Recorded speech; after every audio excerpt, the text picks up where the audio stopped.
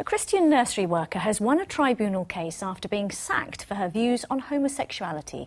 Sarah Mbuyi was dismissed for telling a lesbian colleague that God did not accept her lifestyle. An employment tribunal ruled that she was discriminated against on the basis of her religious beliefs. She's been speaking to Alice Vandergravi. One day you're minding your own business at work, having a chat with a colleague, and a few days later you've been dismissed. Just tell us, what did she ask you and what did you say? I can't say it word for word, but she basically implied something that I think in the end, would God be okay with my relationship?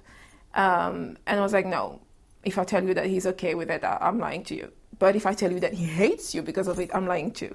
So he loves you, he just doesn't love sin. And that applies to everybody on earth. So do you accept the fact that some people will consider your views to be bigoted? Yeah.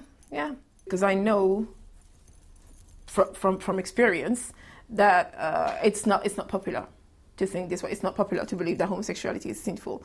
It's God's word, but it's not widely accepted. I don't really understand why answering a question with honesty, without being abusive, without being, mean to the person, should be punished. This person was talking about her partner a lot, and that's as she would define it as the love of her life.